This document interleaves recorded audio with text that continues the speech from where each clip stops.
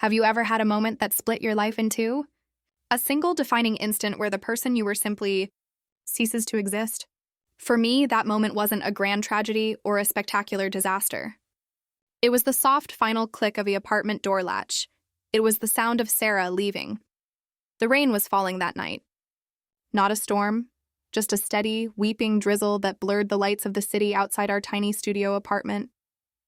I remember the scent of cheap pasta we'd had for dinner still hanging in the air, mixed with the metallic tang of the rain.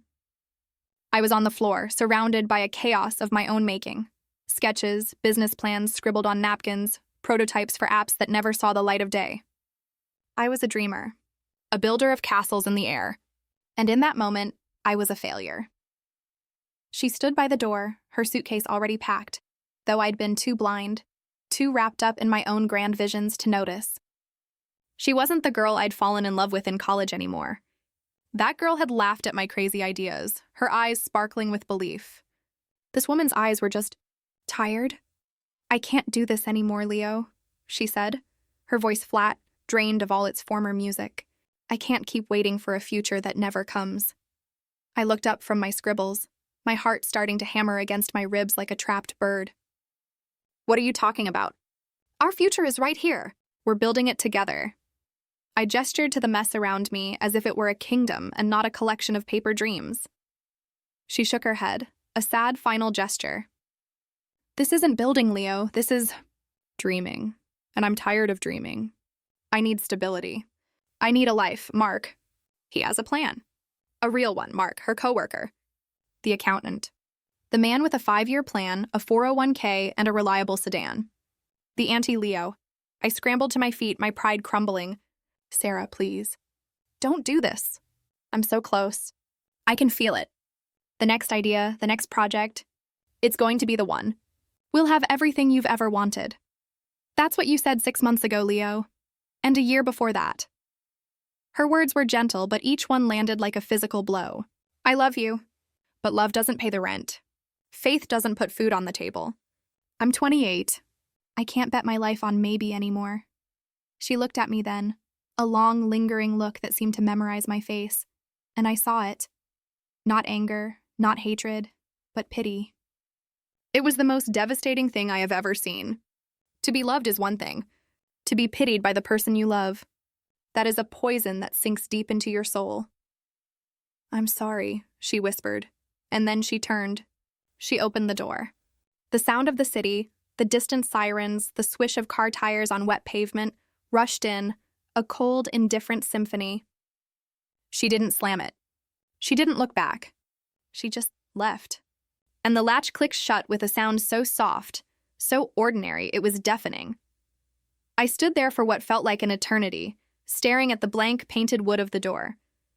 The apartment, once our cozy sanctuary, felt vast and empty. The colorful dreams scattered on the floor now looked like what they were, worthless scraps of paper. Her words echoed in the silence, a relentless, brutal mantra. Love doesn't pay the rent.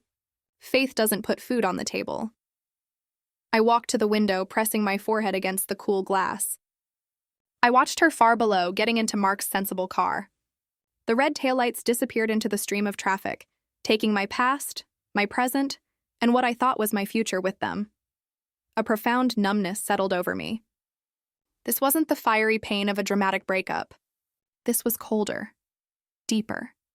It was the death of a belief, the belief that I was enough.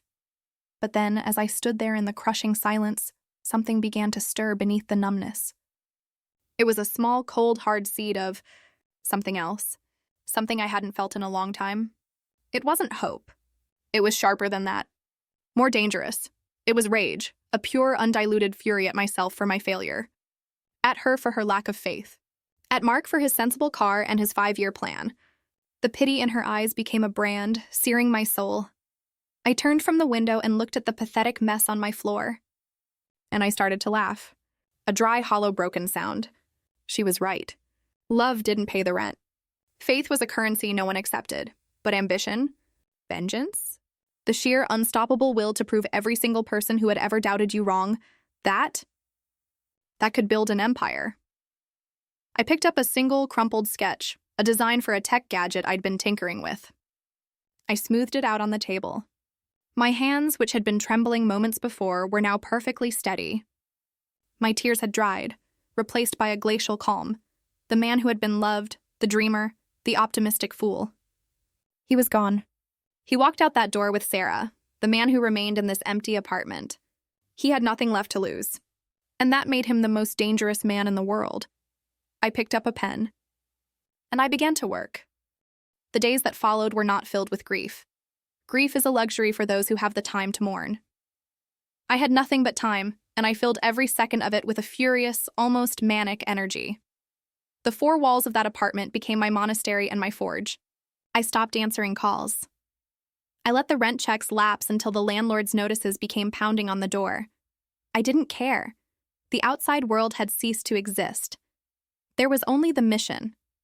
That single, crumpled sketch I had smoothed out, a concept for a sleek universal wireless charger, became my entire universe. It was no longer just a project. It was my salvation, my revenge. I lived on cheap coffee and a cold, burning anger that never seemed to need fuel. I sold everything I had of any value. My vintage record collection, a gift from my father. The limited edition sneakers I'd scrimped and saved for. My laptop. Each sale was a ritual, a shedding of the old Leo's skin. I wasn't just raising capital, I was destroying the man Sarah had left behind. With the money, I bought components. Soldering irons, circuit boards, batteries. I taught myself what I didn't know, scouring the internet for tutorials, devouring engineering forums until my eyes burned.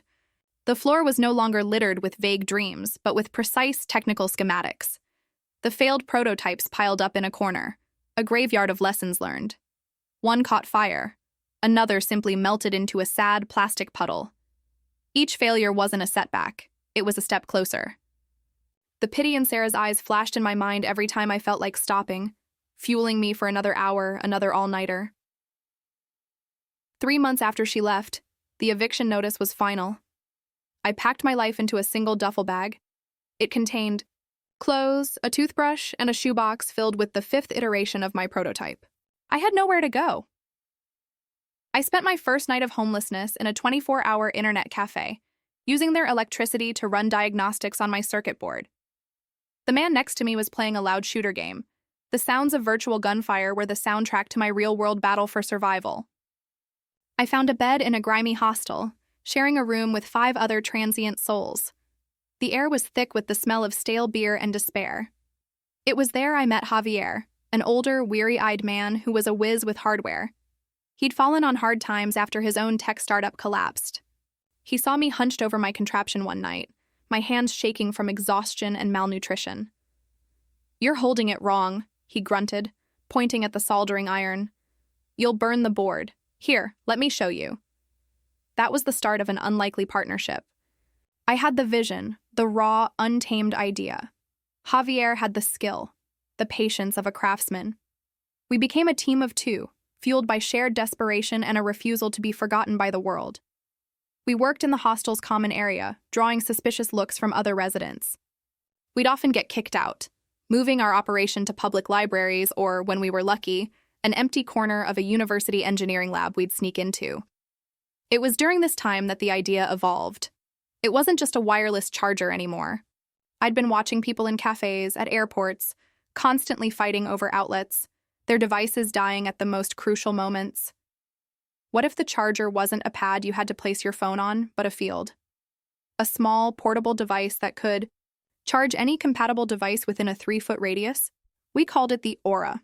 Building the Aura was a war of attrition. We faced 100 problems a day: heat dissipation, energy efficiency, safety protocols. There were days we wanted to give up. I remember one particularly brutal night, after a prototype failed catastrophically, taking our last good battery with it. Javier put his head in his hands. "It's over, Leo. We're out of money. We're out of luck. This is a pipe dream." I looked at him, my own exhaustion a physical weight. I thought of Sarah's face. I thought of Mark's sensible car. I reached into my duffel bag and pulled out my last possession of value, my father's old silver watch. "It's not over," I said, my voice raspy but firm. I handed him the watch. "Pawn this. It should get us another week. One more week." Javier looked at the watch, then at me, seeing the fanatical fire in my eyes. He nodded slowly, a new respect in his gaze. He didn't see a broken man anymore. He saw a commander who would burn his own ships to ensure there was no path but forward. That week, we had our breakthrough. Javier solved the heat issue with a clever, passive cooling design he adapted from an old satellite component. It worked. The 8th prototype didn't just function, it was elegant. It was perfect. We had our creation. A small disc-shaped device that could silently power a phone, a tablet, a smartwatch all at once from the center of a table. It was magic. But we were two broke, homeless men with magic in our hands and no way to show the world. Our big chance came at a local tech meetup. We scraped together the last of our money for the entry fee. We stood in a room full of polished entrepreneurs with slick presentations and business casual attire. We stood there in our worn-out jeans and t-shirts, holding our precious Aura prototype like it was the Holy Grail.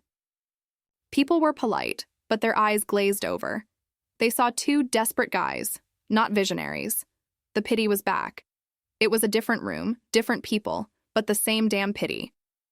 I felt the old rage simmering, threatening to boil over.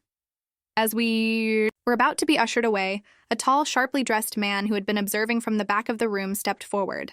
He hadn't said a word during our presentation. A field-based charging solution, he said, his voice calm and authoritative. The power drain must be enormous. Your efficiency metrics are probably a fantasy. I met his gaze, my chin held high. The metrics are real. The prototype is in my hand. We solved the efficiency problem. He raised an eyebrow, a small, challenging smile on his lips. Prove it. This was it. The moment everything could end, or everything could begin. I placed the Aura on a table, took out my nearly dead phone, and set it down a foot away. The charging symbol flickered to life on the screen. I did the same with Javier's tablet. The man watched, his expression unreadable. He held out his own, expensive, dead smartwatch. And this? I placed it next to the other devices. The watch's screen lit up. The man was silent for a long moment, staring at the 3 devices charging wirelessly from a single source. He looked from the technology to my face, seeing, past the worn-out clothes, seeing the burning conviction in my eyes. My name is Charles Vance, he said, handing me a crisp white business card. I'm a venture capitalist. Be in my office tomorrow at 9 a.m. Don't be late, and for God's sake, buy yourselves a new shirt. He turned and walked away. Javier and I stood there, stunned, staring at the card. It was thick, heavy cardstock. The address was in the tallest, shiniest skyscraper in the city. I looked at the devices, still charging. I looked at the card in my hand. The rage inside me didn't disappear. It just changed form. It crystallized into something harder, sharper, and infinitely more powerful. Ambition. The door had just opened. And I was ready to walk through it, not as a beggar, but as a king in the making. The air in Charles Vance's office didn't smell like coffee and desperation. It smelled of lemon-scented polish, old money, and quiet, absolute power. The floor was a deep, silent marble, and the wall behind his massive, minimalist desk was a single pane of glass looking down upon the city as if it were a personal chessboard. Javier and I, in our stiff, new, cheap shirts, felt like trespassers in a temple. Vance didn't offer us pleasantries. He gestured for us to sit and got straight to the point, his eyes dissecting us, weighing our potential against our obvious poverty. The technology is impressive, he began, steepling his fingers. But technology is the easy part. The world is littered with brilliant ideas that died in grimy hostels. What I need to know is, what are you made of? He looked directly at me. You, the one with the fire in his eyes. Why this? Why now? The story was on my lips. The betrayal, the rain, the click of the latch, the burning need to prove her wrong. But I swallowed it. That was the fuel, not the product. That was my weakness, not my strength. Because the world is tired of cords, I said, my voice surprisingly steady. Because people are mobile, but their power isn't. We're not selling a charger, Mr. Vance, we're selling freedom. We're selling Aura, a flicker of approval in his eyes. He turned to Javier. And you? The engineer. Can you scale this? From a prototype built in a flophouse to 1 million units manufactured in Shenzhen? Can you ensure it doesn't explode in a customer's face and land us with $1 billion lawsuit? Javier, usually so quiet, leaned forward. The design is robust. The cooling solution is revolutionary. Give me a proper lab, and I'll give you a product that's not just safe, it's indestructible. Vance was silent for a full minute, just watching us. The pressure in the room was immense. This was a different kind of battle, fought not with soldering irons, but with willpower and words. "I will give you $1 million, he said finally, "for a 40% stake in your company. You'll get office space, legal support, and my guidance. But you will work harder than you have ever worked in your life. You will eat, sleep, and breathe Aura. There is no room for failure. There is no room for sentiment. Do we have an understanding?" It was a brutal offer. He was taking almost half of our dream. But he wasn't buying our dream. He was buying our future. And right now, our future was worth less than nothing. "We have an understanding," I said, my voice low and certain. The transformation was instantaneous and jarring. One day, we were smuggling components into a hostel. The next, we were in a sleek white office with our names on the door. Aura Technologies. The name gleamed in polished steel. We hired a small, hungry team of the best engineers Javier could find. The chaos of creation began again, but this time it was a structured, well-funded chaos. The days blurred into nights. I became a different person, CEO Leo, a title that felt both alien and like a suit of armor. 6 months into our breakneck development, Vance called me into his office. "There's an event. Tech Horizon Summit. The biggest players in the industry will be there. I've pulled strings to get you a 10-minute slot on the main stage. This is your unveiling. This is where Aura is born, or where it dies." The weight of his words settled on me. This was it. The moment of validation. I threw myself into preparing the presentation, rehearsing every word, every gesture. This was more than a product launch. It was my first shot back at the world that had dismissed me. The day of the summit arrived. The auditorium was vast, a sea of faces belonging to people who held the power to make or break empires. The lights were blinding. As I waited in the wings, clutching the smooth, final version of the Aura disc in my sweaty palm, I saw a familiar flash of blonde hair in the front row. My heart stopped. It was Sarah. She was there with Mark. He was wearing a lanyard, clearly attending for his accounting firm. She looked the same, beautiful, polished. She was scanning the program, looking bored. She had no idea I would be on stage. She had no idea I still existed. A cold sweat broke out on my back. The old ghosts rushed back, the feeling of inadequacy, the sound of the latch clicking shut. The memory of her pity was a physical force, threatening to paralyze me. The stage manager whispered, "You're on." I walked onto the stage, the spotlight hitting me, a deer caught in the headlights of my own past. The sea of faces was a blur. All I could see was her. She looked up, and our eyes met. I saw the sequence of emotions play out on her face in slow motion. First, confusion. Then shock. Then a dawning, stunned recognition. Her mouth fell slightly open. Mark, following her gaze, saw me, and his jaw tightened, his expression a mixture of disbelief and annoyance. The moderator introduced me. "Leo, founder and CEO of Aura Technologies." The title echoed in the silent hall. Sarah's eyes widened further. "CEO," I stood at the podium, my notes forgotten. The prepared speech evaporated from my mind. All that was left was the cold, hard disc in my hand and the burning memory of that rainy night. I looked away from her, sweeping my gaze across the audience, and I began to speak. Not from the script, but from the scar tissue on my soul. "They say necessity is the mother of invention," I started, my voice low but carrying across the silent room. "But I've found that something else is an even more powerful motivator." I paused, letting the silence hang. "The absolute, unwavering refusal to be defined by your worst moment." I held up the Aura disc. This wasn't born in a fancy lab. It was born in a room where the only thing more abundant than big dreams was abject failure. It was forged in the belief that the future isn't something you wait for. It's something you build, wire by wire, line of code by line of code, even when everyone else has walked out the door.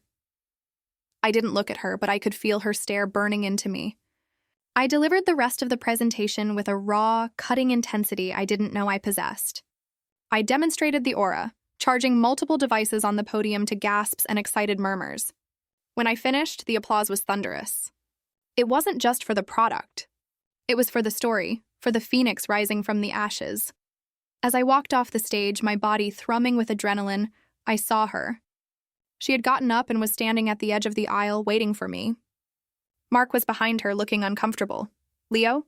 she said, her voice barely a whisper. My God, I had no idea. I looked at her, really looked at her, for the first time since she left. The pity was gone from her eyes. It had been replaced by something new, something I had craved for so long, awe, and a deep, profound regret. "I know you didn't," I said, my voice calm, devoid of the anger I thought I would feel. It was simply a statement of fact. I didn't stop. I didn't ask how she was. I gave her a small, polite, distant nod, the kind a CEO gives a stranger, and I walked past her, following the wave of investors and reporters now desperate to talk to me.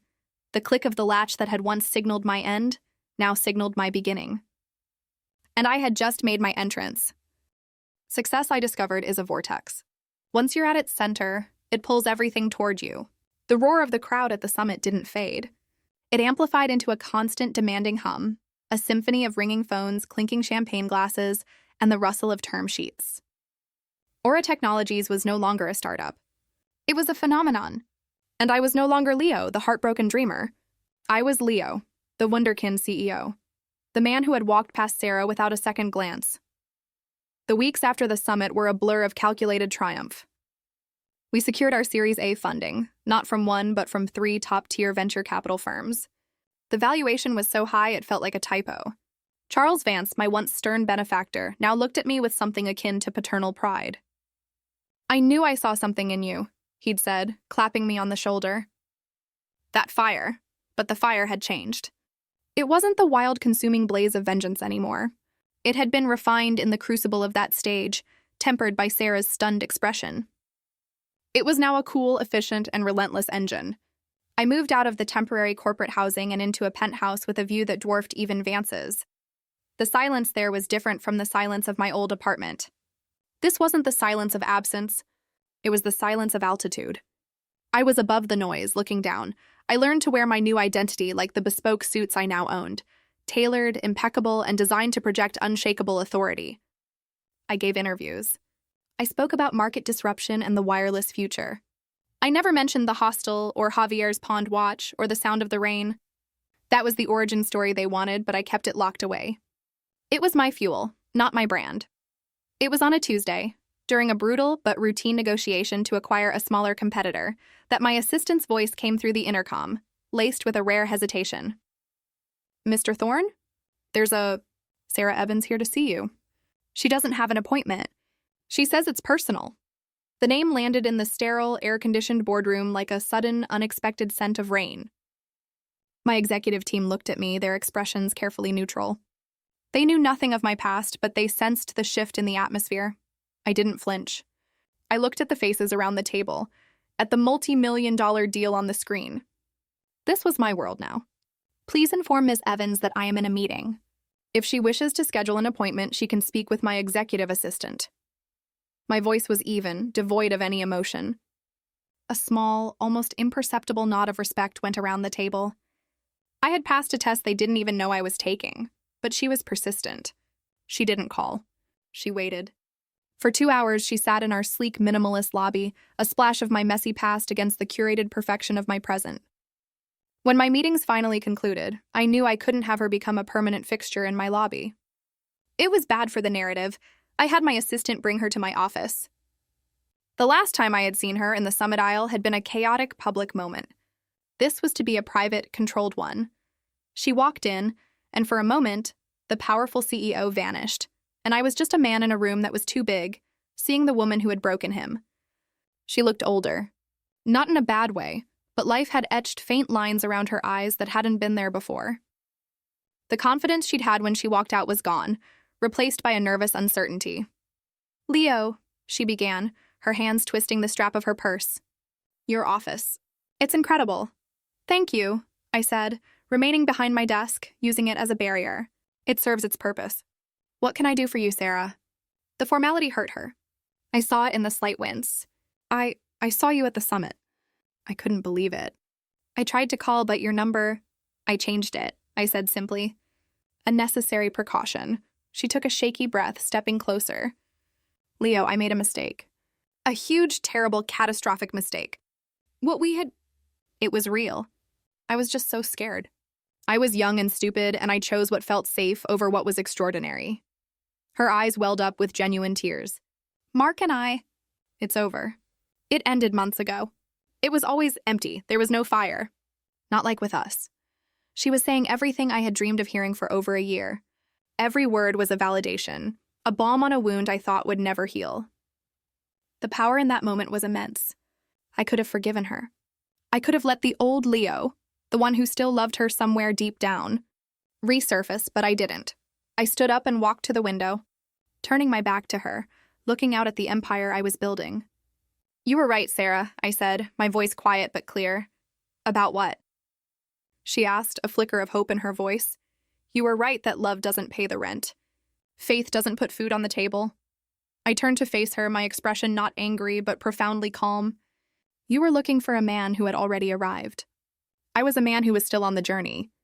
You didn't have the patience for the journey. The hope in her eyes died, replaced by a crushing despair. I'm so sorry, Leo. I'm so sorry. Is there any chance? No, I said, the word final and absolute. It wasn't cruel. It was factual, like stating a law of physics. There is no chance. The man you loved needed you to believe in him.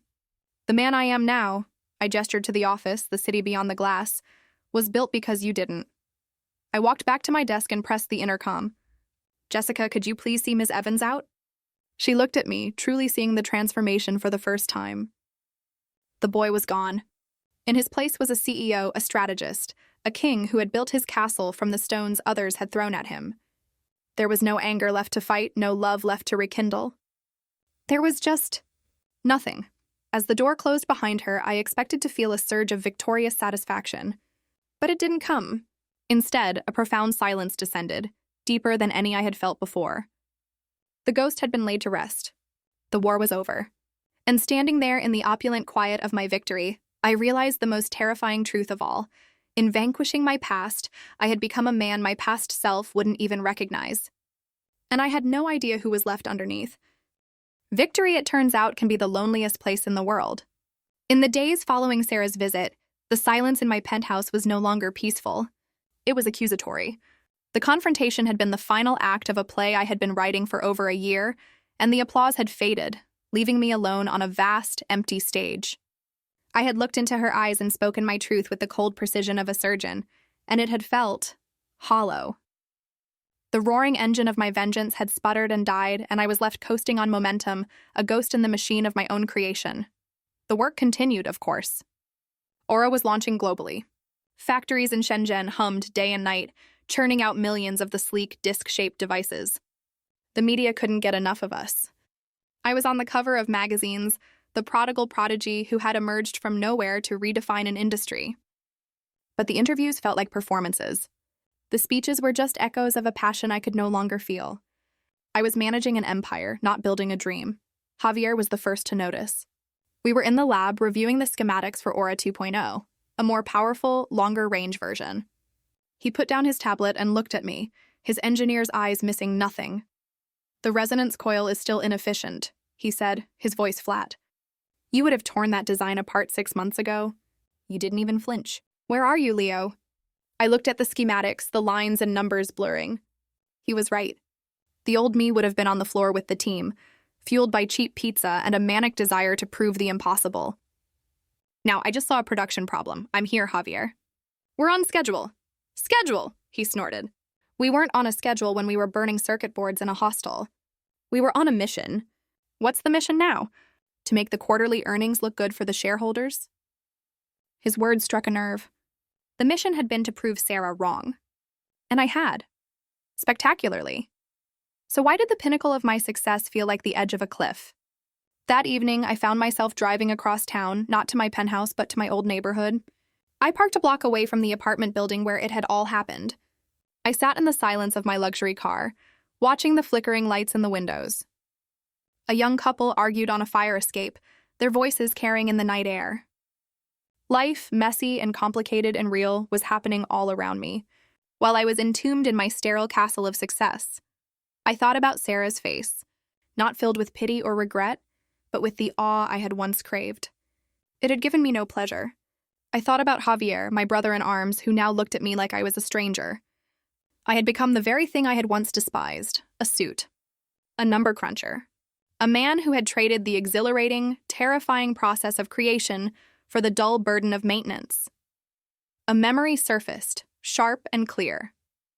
It was from before Sarah left. We were lying on the floor of that same apartment, surrounded by my crazy sketches. She was laughing, not at me, but with me, her head on my chest. "I love your brain," she had said. "It's like a fireworks show. I never know what's going to light up next." I had felt seen, not for my potential net worth, but for the chaotic, creative energy inside me. That man, the one with the fireworks in his brain, where had he gone? He hadn't left with Sarah. I had killed him. I had buried him under layers of ambition and cold calculation, suffocated him with board meetings and profit margins. My revenge hadn't been against Sarah. It had been against myself, against the vulnerable, dreaming parts of me that she had rejected. The realization was a cold shock. I had been so focused on building an empire to show her that I had failed to build a life for myself. The empire was complete, but the man inside it was an empty shell. I started the car and drove away, not back to the penthouse, but aimlessly through the city. The glittering skyline, once a symbol of my conquest, now looked like a cage of glass and steel. I had reached the summit of the mountain I had been climbing for so long, only to discover there was nothing there but thin air and a dizzying drop. The path of vengeance had reached its end. It had led me to a destination of profound emptiness. The question now wasn't how to grow the empire. The question was, did I even want to? The war was over, and I was the sole survivor, standing in the ruins, wondering if any part of the man I used to be could possibly still be alive. There is a moment when a ship, after a long and brutal storm, finally finds calm waters. The wind dies down, the waves subside, and an unsettling silence falls. That's where I was, adrift. The compass that had guided me for so long, the burning needle of revenge, had spun wildly and gone dead. I was the captain of a magnificent vessel, Aura Technologies, sailing in circles in a vast, empty ocean. The crew celebrated our riches, but I was the only one who knew we were lost. It was a Saturday morning. I was in my penthouse, staring at a financial report that might as well have been written in a foreign language. The numbers held no meaning. The growth projections sparked no joy. My phone buzzed incessantly. Another interview request, another invitation to a gala, another problem that needed the CEO's attention.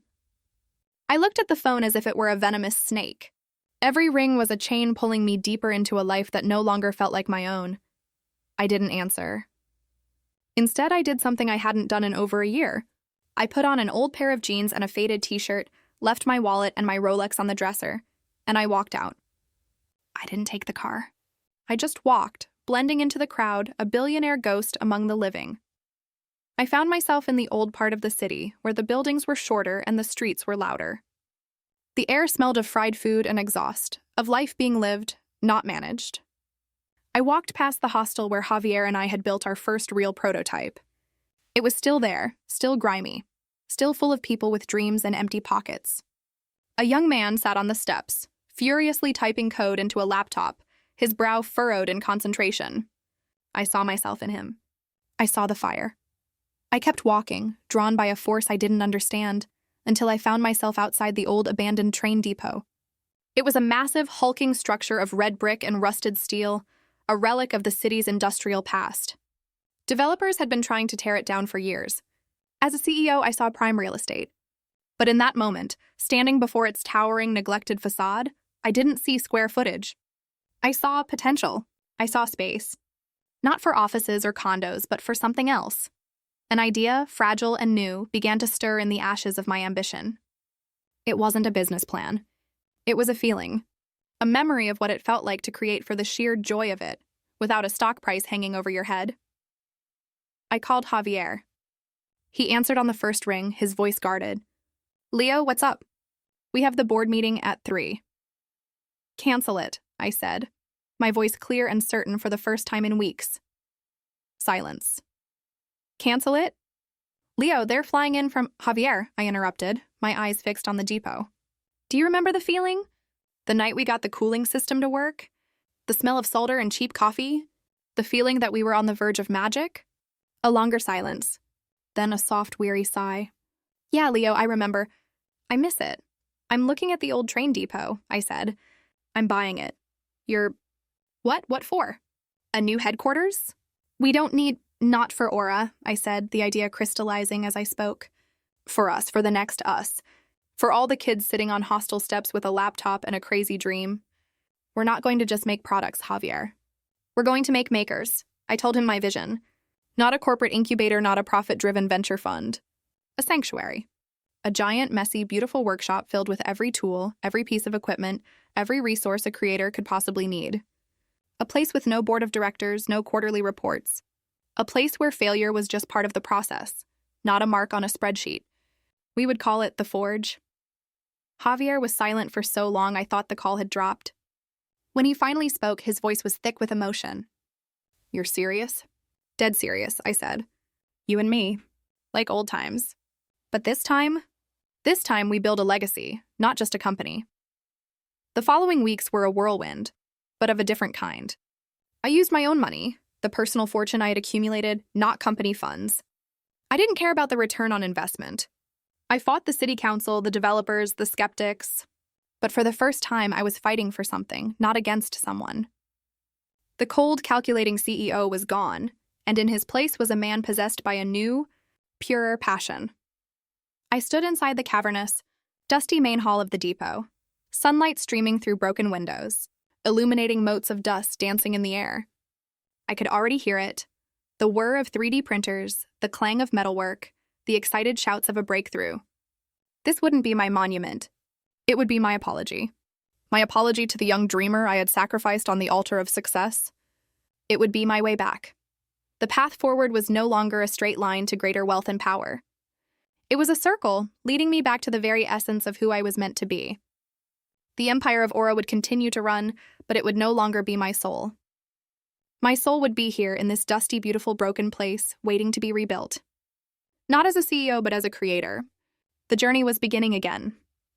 The first sound in the Forge wasn't the ping of a stock ticker or the ring of a phone. It was the screech of rusty metal as we pried open the depot's giant, neglected doors. It was the thud of sledgehammers tearing down rotten internal walls, the whine of power saws cutting new timber, and the gritty scrape of shovels clearing decades of dust and pigeon droppings. The air, once stale with decay, now smelled of sweat, fresh-cut wood, and possibility. For the first time in a year, my body ached with a purpose that had nothing to do with stress. My hands were dirty, my back was sore, and my soul felt clean. Javier and I became foremen, architects, and laborers. The corporate Polish I had so carefully cultivated was stripped away, replaced by calluses and a permanent smudge of grease on my cheek. We worked alongside the construction crew we'd hired, our small team of believers. We designed the space not for efficiency, but for inspiration. We left the high, vaulted ceilings with their exposed, rusted iron trusses. We polished the old train tracks that ran through the center of the main hall, turning them into a sculptural centerpiece. We built massive wooden work tables, installed industrial lighting, and created nooks and crannies for every type of creation. A quiet corner for coders, a loud ventilated bay for welders, a soundproof room for musicians. The news of the billionaire's quirky pet project leaked, of course. The business pages were baffled. Aura CEO diverts attention to charity project, one headline read.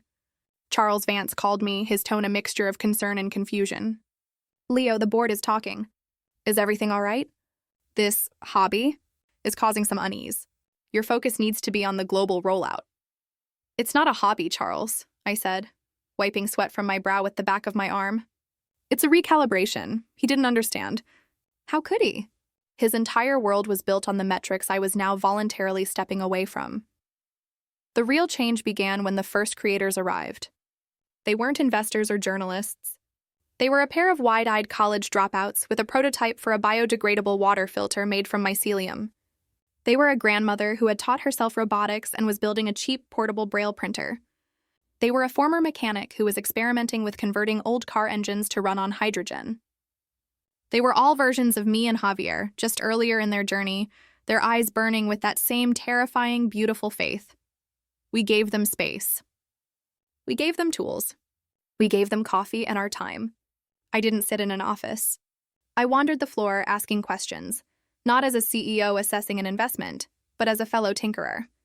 What's that for? How does that work? Have you tried? The firewall between Leo the billionaire and Leo the creator began to dissolve.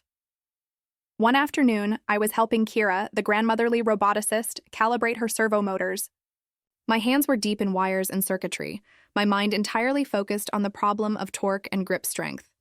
I was laughing, truly laughing, at a joke she'd made about her cat's obsession with chasing the robot's parts. I didn't hear her approach. "Leo?" The voice was soft, familiar, but it came from a different lifetime. I turned, a soldering iron still in my hand. It was Sarah. She stood just inside the giant doorway, silhouetted against the afternoon light. She was wearing a simple summer dress, and she looked utterly out of place amidst the controlled chaos of the forge. Her eyes scanned the vast space, the sparks from a welder in the corner, the 3D printers humming in unison, the groups of creators huddled over their projects, and finally landed on me. On my dirty jeans, my tool belt, my sweaty, smiling face. I stood up, setting the soldering iron down. "Sarah." She took a few tentative steps forward, her gaze taking me in as if I were a stranger. I heard about this place. I had to see it for myself." She shook her head, a bewildered expression on her face. "What is all this?" "It's a workshop," I said simply. "But why? You have a multi-billion-dollar company to run. Why are you here? Doing this?" She gestured at the messy workbench, at Kira, who was watching us with kindly curiosity. I looked around the space, at the vibrant, chaotic, beautiful life filling it. I saw the future being built, one crazy idea at a time. I felt the ghost of the old Leo the dreamer stir within me, not with pain, but with pride. "This," I said, meeting her gaze, my voice steady and calm, "is the part of me you walked out on. The part that believes in messy, impractical, glorious dreams. I'm not running a company here, Sarah. I'm building a home for the part of me that actually matters." The truth of my words hung in the air between us. She wasn't seeing the powerful CEO she had confronted in my sterile office. She was seeing the man she had left in that tiny apartment. The man she had pitied. Only now there was no pity to be found. There was only strength, purpose, and a profound sense of peace. Her eyes glistened, but this time, it wasn't with manipulation or regret. It was with a simple, heartbreaking understanding. She had come looking for the billionaire, hoping to find a crack in his armor. Instead, she found the artist, and his armor was gone. He was more powerful than she could have ever imagined. She nodded slowly, a sad final acceptance on her face. "It's incredible, Leo," she whispered. And then, without another word, she turned and walked away, back into the light of the ordinary world. I watched her go, feeling nothing but a quiet sense of closure. Then I turned back to Kira and her robot. "Now," I said, picking up the soldering iron again, a genuine smile touching my lips. "Where were we?" The forge was no longer an escape from my empire. It was my anchor to my true self. And for the first time since I could remember, I was exactly where I was supposed to be. The hum of the forge became the new rhythm of my life, a symphony far richer than the silent tension of the penthouse or the hushed deference of the corporate office. It was a sound composed of whirring CNC machines, the sizzle of laser cutters, the animated debates between a programmer and a sculptor, and the occasional triumphant shout when a breakthrough was made. This was no longer a project. It was a living, breathing ecosystem, and I was no longer its CEO but its head gardener, tending to the soil where ideas could grow. The confrontation with Sarah had been the final, gentle closing of a heavy book. The ghost was no longer just laid to rest. Its grave had been paved over with new foundations. My past no longer defined me. It had become a single chapter in a much longer, more interesting story. The cold, hollow feeling was gone, replaced by a sense of purpose so profound it felt like a physical warmth in my chest. I split my time between Aura and the Forge, but my heart was always here, in the dusty, creative chaos. At Aura, I was the strategic leader, guiding the ship I had built. But at the Forge, I was just Leo, the guy who could wire a 3D printer or help troubleshoot a line of code. The creators here didn't care about my net worth. They cared that I could hold up my end of a conversation about tensile strength or Python algorithms. It was during one of these late nights, helping a young duo, Anya and Ben, calibrate the sensors on their autonomous gardening drone, that I felt a familiar presence. I looked up from the circuit board to see a woman standing by the entrance, watching the scene with an amused, curious smile. It was Clara, the painter from the foundation I'd visited a lifetime ago, the one who had asked me to the museum. She was holding a large canvas, her hands smudged with a dozen different colors.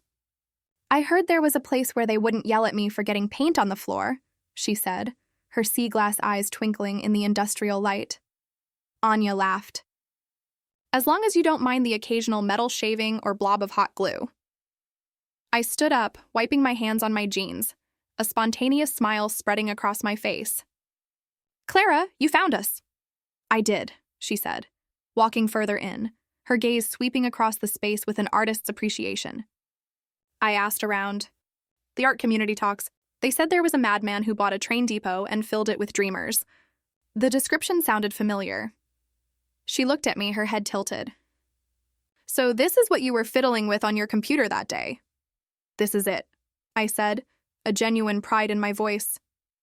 "Welcome to the Forge."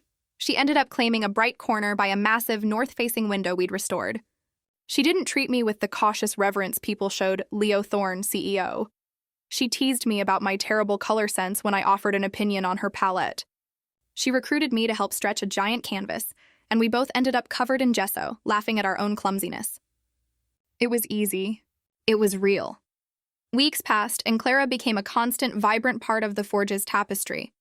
Our conversations stretched long after the others had left, filled with talk of art, philosophy, and the quiet dreams we'd both buried and were now unearthing. One evening, we were on the roof, looking out at the city lights, sharing a thermos of tea.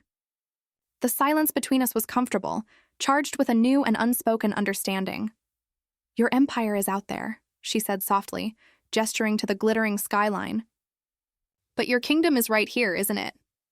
I looked at her, at the way the city lights reflected in her eyes.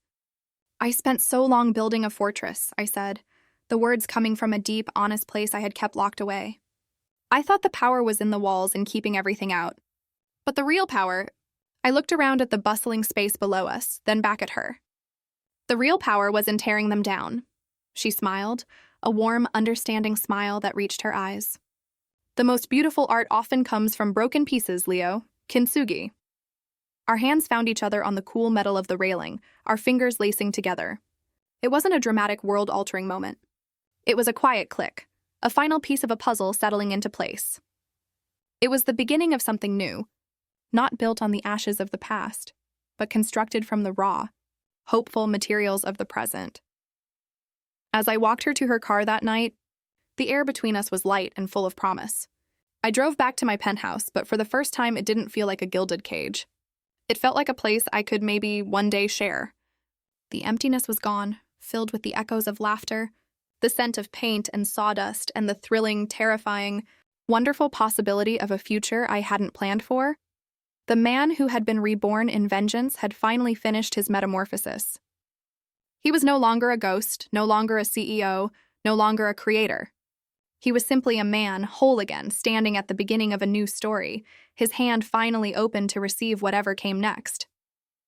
There is a rhythm to a life lived in balance. It's not the frantic, desperate tempo of my early days building Aura, nor the cold, metronomic tick of the CEO's office. It's a syncopated beat, a jazz melody that finds its harmony between structure and spontaneity. My days now had a new, beautiful composition. Mornings were for Aura, the strategic calls, the leadership meetings, the global vision, but my afternoons and evenings belonged to the Forge, to the smell of oil paint and ozone, to the sound of Clara's laughter echoing off the high ceilings. The two worlds, which I had feared were irreconcilable, began to cross-pollinate in the most unexpected ways. Anya and Ben's autonomous gardening drone, nurtured at the Forge, caught the eye of our R&D team at Aura for its sophisticated sensor package.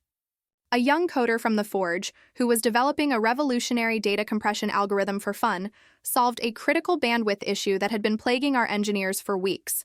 I wasn't just splitting my time, I was building a bridge, and the traffic flowing across it was making both sides richer. One evening, I was at the Forge, not as a founder or a mentor, but as a student. Clara was teaching me how to paint.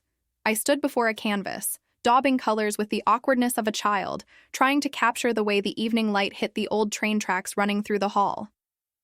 It was a mess. The colors were muddy, the perspective was all wrong. I sighed in frustration. I can build a billion-dollar company, but I can't paint a straight line. Clara came up behind me, resting her chin on my shoulder. Her presence was a constant, calming warmth.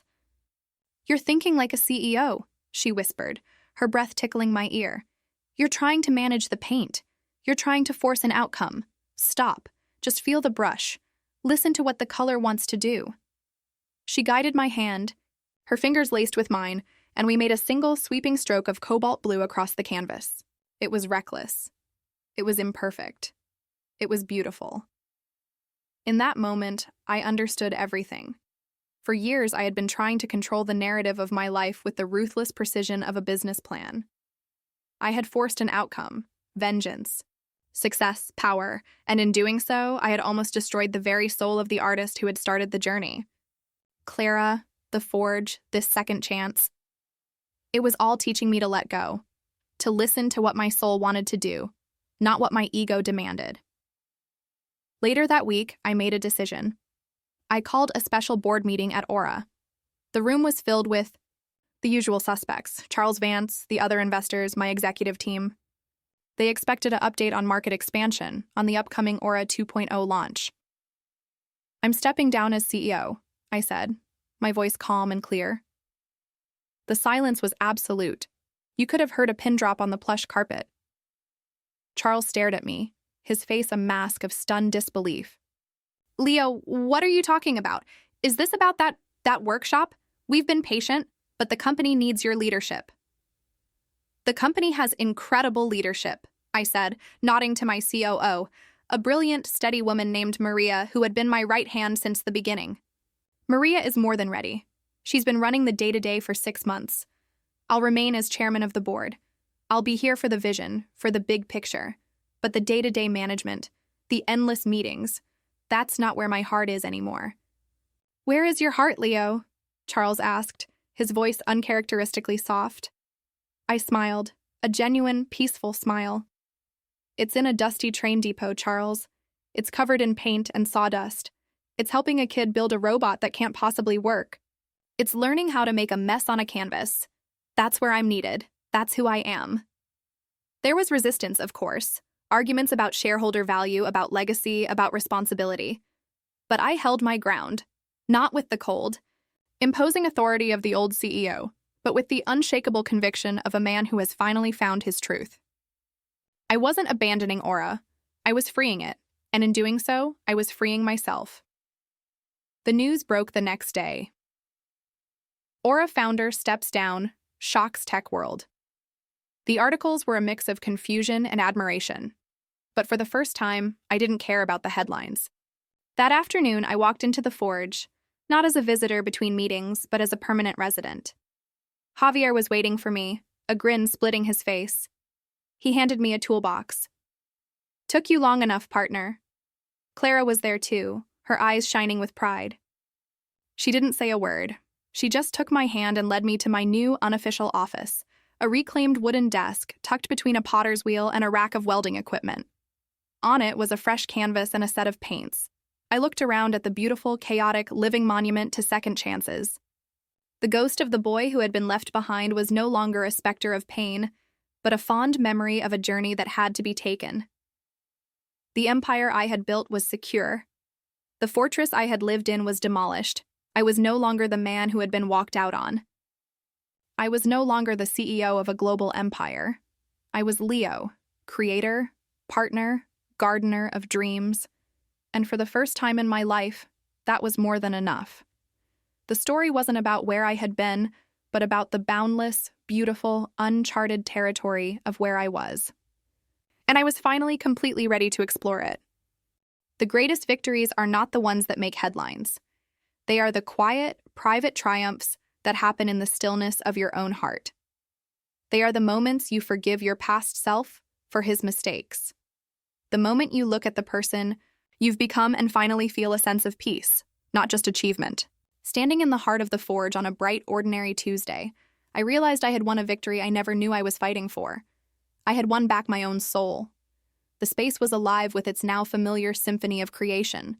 The thrum of the 3D printers was a steady bass line, punctuated by the whir of a drone prototype Anya and Ben were testing near the vaulted ceiling. In her corner, Clara stood before a massive new canvas, her body swaying slightly to the music only she could hear, painting a storm of color that was both chaotic and profoundly beautiful. Javier was mentoring a group of teenagers, their eyes. Why does he explain the principles of aerodynamics using a model rocket? This wasn't just a workshop, it was a living, breathing organism, and I was a part of its ecosystem, no more and no less important than any other beating heart within it. My life had found its true equilibrium. As chairman of Aura, I would fly, out for quarterly board meetings, offering strategic guidance, my perspective sharper and clearer now that it wasn't bogged down by the minutiae of management. Maria was thriving as CEO, her pragmatic brilliance steering the company to new heights. The empire was in better hands than mine had ever been. It was free to grow, and I was free to live. The rest of my time belonged here, to the forge, to Clara, to the simple, profound act of making things. I had finally finished my painting, the one of the train tracks in the evening light.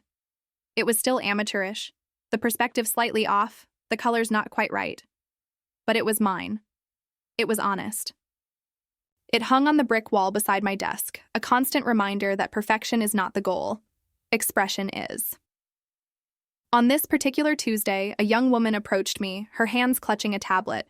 She couldn't have been older than 22, her face a mask of nervous excitement. Mr. Thorne, I'm Maya. I have an idea. For a social media platform that connects local artisans directly with buyers, cutting out the exploitative middlemen. It's probably stupid. I recognized the look in her eyes. It was the same terrified hope I had seen in the mirror a lifetime ago. It was the same look I had bestowed upon Charles Vance in his intimidating office. Let's see it, I said, pulling up a stool. For the next hour, she walked me through her sketches, her business model, her dreams. They were messy, impractical, and brilliant, just like the Aura prototype had been, just like I had been. When she finished, she looked at me, bracing for the polite dismissal, the pat on the head, the "it's a nice idea, but..." I didn't give it to her. Instead, I asked the same question Charles Vance had once asked me. The technology is the easy part. What I need to know is, what are you made of? Her eyes widened, then hardened with a determination that made me smile. I'm made of this, she said, her voice gaining strength. It's all I think about. I know it can work. Good, I said. That's the only fuel that matters. I stood up. You've got a station at table 7. It's yours for the next 3 months. Javier will get you set up with what you need. Don't waste it. The shock and then the radiant, disbelieving joy on her face was a reward greater than any stock option payout. It was the cycle continuing. The gift being passed on. Later that night, after the last creator had left and the lights were dimmed, Clara and I sat on the old, refurbished couches in the center of the space. The only light came from the city, glowing through the massive windows, painting everything in soft shades of blue and silver. Her head was on my shoulder, our fingers intertwined. You gave her a chance, Clara said softly. It was a chance someone once gave me, I replied, my voice quiet in the peaceful dark. I'm just a link in the chain. And where does the chain lead? Do you think? She asked, lifting her head to look at me. I looked around the vast, shadowy hall, at the ghosts of 1,000 future inventions hovering in the air. I thought of the boy I had been, heartbroken and furious on a dirty floor. I thought of the man I had become, driven and empty in a penthouse in the sky. And I looked at the man I was now, sitting beside the woman he loved, in the middle of the kingdom he had built not from spite, but from love. It doesn't lead anywhere, I said finally, meeting her gaze. It's a circle. It leads right back here. To this moment, to the next kid with a crazy dream, to the next painting you'll create, to us.